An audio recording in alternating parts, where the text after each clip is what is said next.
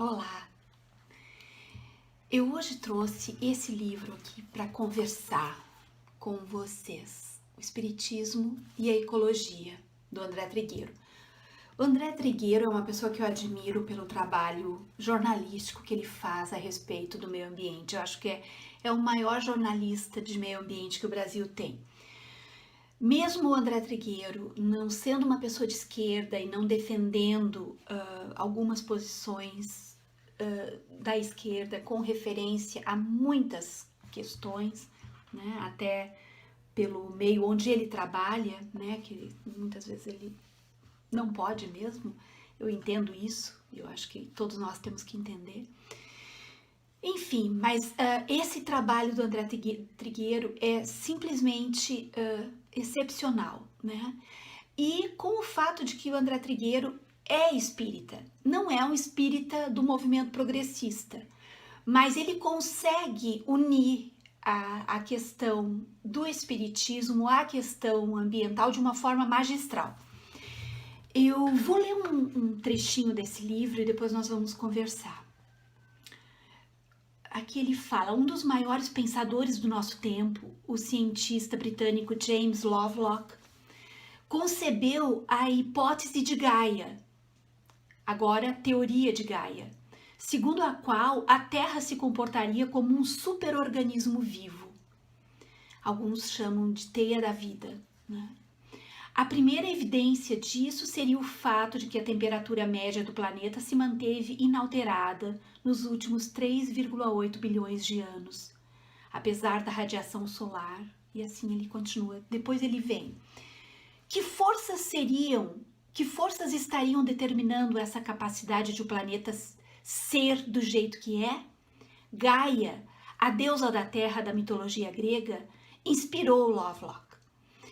E conceber a teoria, chamo Gaia de um sistema fisiológico, porque parece dotada de objetivo consciente de regular o clima e a química em um estado confortável para a vida. Depois, o André Trigueiro faz uma analogia interessante com o espiritismo, dizendo: os espíritas conhecem os fenômenos inteligentes da Terra observados pelos ecologistas, mas atribuem a eles outras causas. No capítulo 8 de A Gênese, Allan Kardec diz: por alma da Terra pode entender-se mais racionalmente a coletividade de espíritos incumbidos da elaboração e da direção dos seus elementos constitutivos. E assim continua o livro. Bem, nós, espíritas, nós temos a obrigação moral, nós temos a obrigação ética, nós temos a obrigação espiritual de entender a Terra, o planeta Terra, como um ser vivo, porque ela é um ser vivo, né? Os oceanos, as matas, a Terra em si, todos os relevos, a atmosfera, tudo é vivo, tudo é vivo. Todos os seres que fazem parte da natureza são criaturas vivas. E nós, seres humanos, nós, seres espirituais, que estamos aqui de passagem, que estamos aqui por um lapso de tempo, né? Que comparado à idade do planeta, é um lapso de tempo para desenvolver as nossas encarnações, nós não temos o direito de destruir esse ser vivo, de ignorar essa vida que pulsa, em tudo essa vida pulsa, né? E espíritas, se realmente somos espíritas, muito mais delicadeza nós temos que ter com o planeta Terra, muito mais carinho, muito mais amor, muito mais respeito nós precisamos ter com o planeta Terra. E o que a gente está vendo agora, aqui no nosso país, o que nós estamos presenciando desde 2019, né? Com as queimadas na Amazônia, com a inoperância e o desleixo com todos os crimes ambientais que aconteceram desde 2019, não que nunca tivessem acontecido, só que agora acontecem com o carimbo oficial do governo federal, com o apoio, com a omissão, né? E agora o que está acontecendo no Pantanal, né? E não só no Pantanal, na Caatinga, nós estamos vivendo um momento de destruição cíclica incontrolável. É um rolo compressor que está passando de forma incontrolável. São psicopatas que estão governando, né? É um psicopata que está no Ministério do Meio Ambiente. E o que a gente vê, o que a gente percebe é que o meio espírita, né? O meio espírita se mobiliza muito pouco por isso, né? Pela preservação da natureza, pela preservação da vida, pela defesa dos povos indígenas, que são os povos originários, que são aqueles seres que estão em contato direto e ali reencarnam sempre seres cada vez mais sábios, né, para criar todo esse envolvimento de proteção à floresta.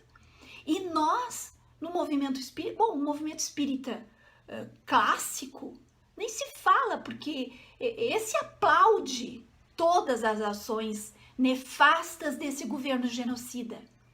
Mas nós, espíritas progressistas, nós temos o dever ético, espiritual, moral, de levantarmos cada vez mais essa bandeira da defesa, essa bandeira da indignação contra toda essa destruição cíclica, sistemática, programática que nós estamos presenciando. Então, eu sei que esse é um assunto muito caro para mim, esse é um assunto muito precioso para mim, né? E eu convido então a todos e todas que fazem parte deste grupo, que não é tão pequeno assim, mas é um grupo extremamente engajado, extremamente sensível, extremamente espiritualizado, né? Porque para sermos espiritualizados nós não precisamos saber de cor nenhum livro, nós não precisamos andar com nenhum livro debaixo do braço, nenhum livro, digamos, sagrado, né? E nós não precisamos estar o tempo todo em postura religiosa. Nós não precisamos ser assim. Nós podemos ser do jeito que nós quisermos. Nós podemos ser do jeito que nós pudermos. Nós podemos ser nós mesmos. Mas nós precisamos estar em harmonia com o nosso espírito, com o nosso eu verdadeiro e com o que nos cerca. Nós precisamos entender da necessidade mais que urgente de defendermos a natureza, de nos colocarmos contra tudo isso, toda essa destruição nefasta que faz parte desse governo genocida, desse governo da morte, deste governo da destruição, né? Então esse é o convite de hoje, esse é o convite quase desesperado, né, de alguém que há muitos anos levanta essa bandeira, há muitos anos se sente falando sozinha no deserto, há muitos anos se sente completamente sem forças diante dessa máquina, né, dessa máquina de destruição, dessa máquina de devastação. Mas a cada dia que passa, eu olho para o lado e vejo que existem mais pessoas, que existem pessoas sensíveis, pessoas que muitas vezes não sabiam do que estava acontecendo. Então é para vocês que eu apelo, né? Levantem essa bandeira, não permitam que tantas desgraças ambientais continuem acontecendo. Exteriorizem esse repúdio. Existem formas, hoje nós temos como, né? Nós temos como entrar em contato com a página do Ministério do Meio Ambiente, nós temos a vitrine, ela é para todos, né? Nós estamos na vitrine, levamos pedrada também, mas a vitrine é para todos, então nós conseguiremos de alguma forma tentar, pelo menos, reforçar esse grito, né, de socorro, esse grito para que o mundo veja o que está acontecendo no nosso país. Para encerrar, eu vou ler aqui um trecho de um discurso feito pelo Ailton Krenak, uma liderança indígena do povo Krenak.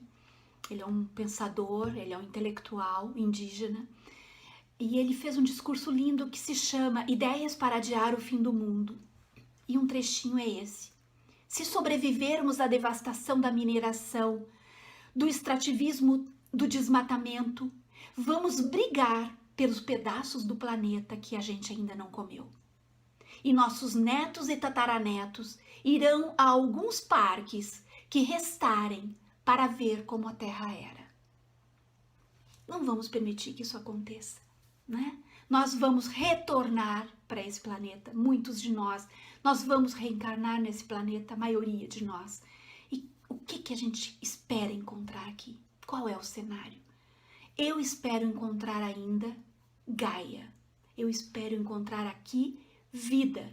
E para isso, então, nós precisamos nos mexer. Fiquem bem. Até a próxima.